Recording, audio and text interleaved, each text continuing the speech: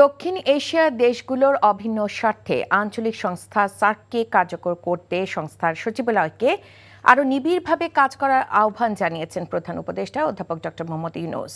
প্রধান উপদেষ্টার কার্যালয়ে সার্কের মহাসচিব গোলাম সারওয়ার সাক্ষাৎ করতে গেলে তিনি এ মন্তব্য করেন। বলেন, সার্ককে পুনরুজ্জীবিত করতে পারলে এটি পুরো অঞ্চলে মানুষের কল্যাণ বয়ে আনবে। সার্কের প্রতি সমর্থন থাকায় ডক্টর ইউনূসকে ধন্যবাদ জানান সারওয়ার। পরে প্রধান উপদেষ্টার সাথে সাক্ষাৎ করেন সুইডেনের রাষ্ট্রদূত নিকোলাস উইক্স।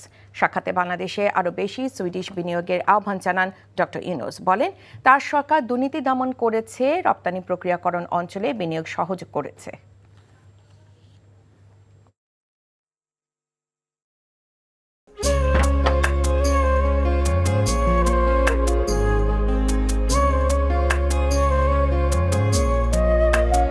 এটা আমাদের ঘর, আমরা দুজন মিলে সবকিছু গোছাবো।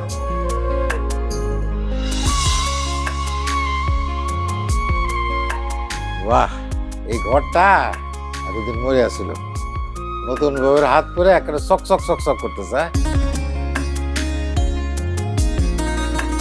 যদি কখনো কোনো ঝড় এসে সব এলোমেলো করে দেয় তাহলে?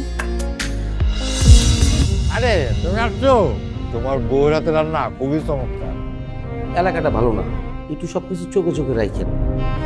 আমার খাওয়ানিও তোমার কোনো চিন্তা করতে হবে না। এই যে চুড়ি দিয়েছে, শাড়ি দিয়েছে না যে লোক, তার কাছে চল চল চল, শোনো শোনো। পৃথিবীতে মানুষের মানুষের সম্পর্কের বড় সমস্যা কি জানো? ভুল বোঝাবুঝি।